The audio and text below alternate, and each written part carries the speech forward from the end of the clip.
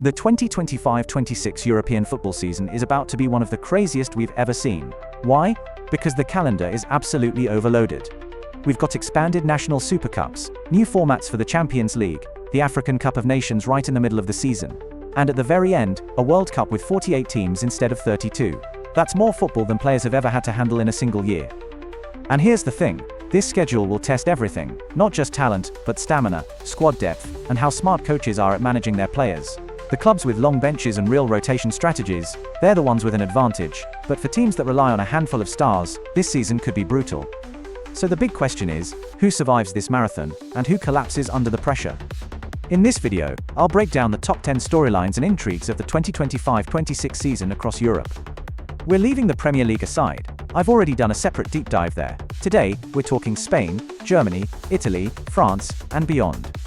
Let's start with number 10. Two clubs who always come close, but never quite get their hands on the trophy. Could this finally be their year? At number 10, we've got two clubs that are stuck in the same cycle.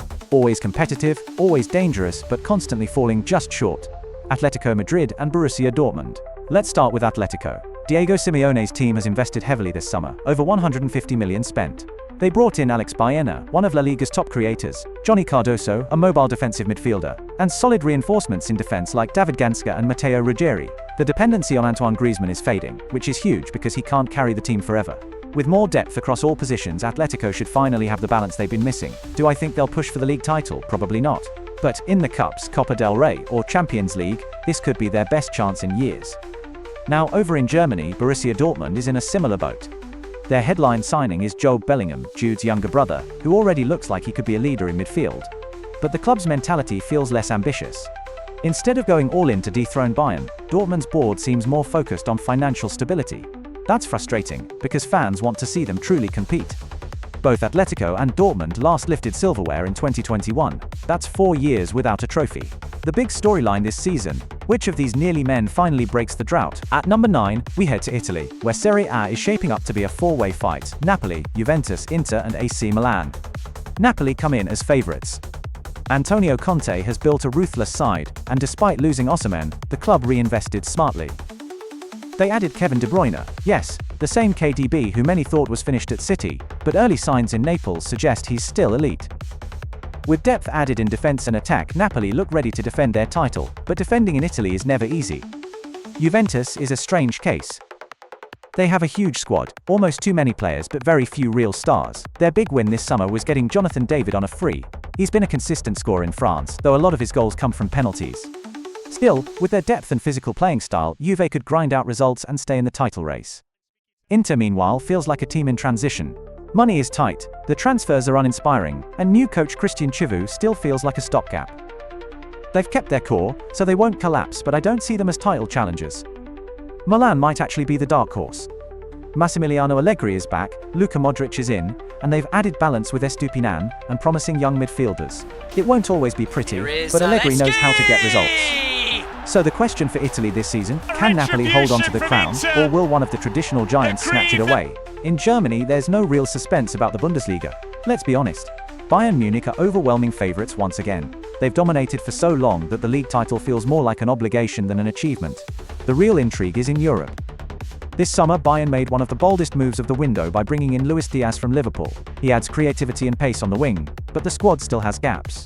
Right back remains an unresolved issue. Manuel Neuer is nearing the end of his career without a clear successor, and depth in midfield is thin when injuries pile up. The question is simple: can Bayern finally put it all together in the Champions League? Domestically, they'll walk it. But in Europe, it's been a long stretch of disappointment since their 2020 triumph. For them to succeed, Jamal Musiala has to hit world-class levels, Harry Kane has to deliver in knockout games, and Thomas Tuchel needs to get the balance right. So the real intrigue isn't about Germany, it's whether Bayern can turn dominance at home into success abroad. Over in Spain, Real Madrid enters the season as clear favourites, but the storylines behind them are fascinating. Carlo Ancelotti has assembled what looks like a golden generation. Jude Bellingham, Vinicius Jr. and Endrick form an attack that could dominate for the next decade.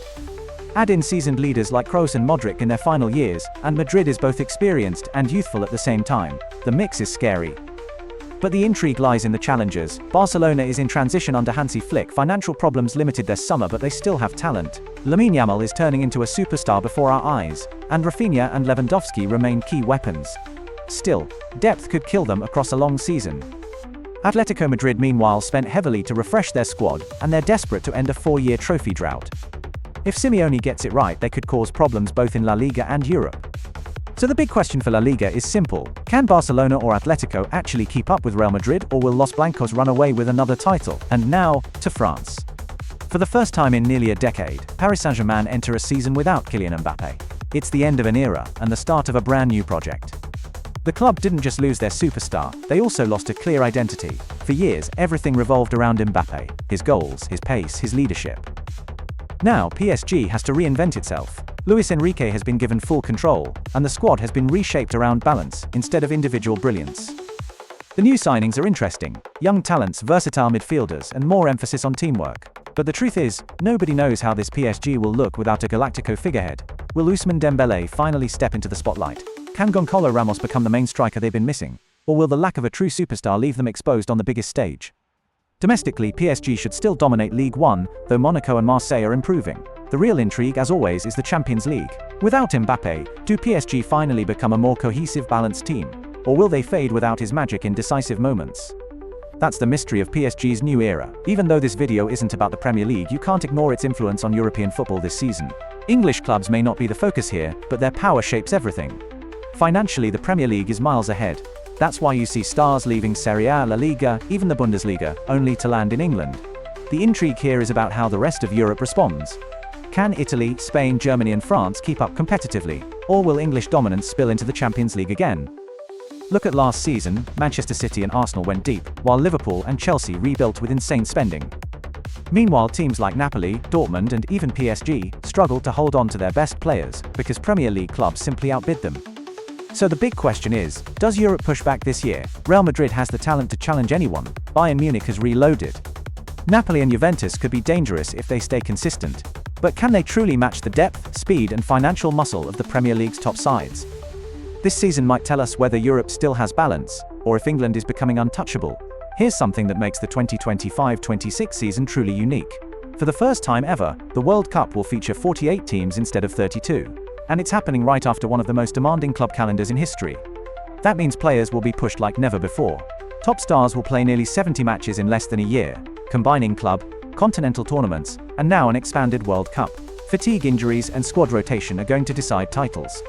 For example, African stars will already miss time mid-season because of AFCON. South American players will be flying across the world for qualifiers. By the time the World Cup kicks off, even the best athletes will be exhausted. So how does this affect the season? Clubs will have to gamble. Do you push your best players in the Champions League knockout rounds and risk burning them out for the summer? Or do you rotate heavily and hope your bench is good enough? This World Cup expansion isn't just a summer story. Goal is dit zeg! Anton Guy! Niet te geloven! Every season gives us breakout players, but this year feels different. The old guard, Messi, Ronaldo, Lewandowski, Benzema, is fading. The new generation is officially here, and this season could define their legacies. Think about it. Jude Bellingham is already Real Madrid's heartbeat at just 22. Jamal Musiala is the creative engine at Bayern. Lamine Yamal, at 18, is turning into Barcelona's next great hope. And then there's Intrigues, who hasn't even played a full season in Europe yet but already looks like a star in the making. Beyond that, players like Bukayo Saka, Kvaratskhelia Kvaratskhelia and Alejandro Garnacho are on the edge of superstardom. One huge Champions League run or a decisive moment in a big final could launch them into Ballon d'Or conversations. This season is about passing the torch. The question isn't whether these young stars are talented. We already know that. The real intrigue is, who steps up when it matters most? Who can carry their team in the Champions League semi-finals, or score that decisive goal in a title race? By the end of 2026, players get the spotlight, but this season, managers might decide everything. Across Europe, some of the biggest clubs are led by coaches with massive expectations, and very little room for error. Take Hansi Flick at Barcelona. He inherits a squad with financial problems and a mix of youth and veterans. If Barca struggles, the pressure will be immediate. Fans don't forgive failure when Real Madrid is running away with everything. Then there's Diego Simeone at Atletico.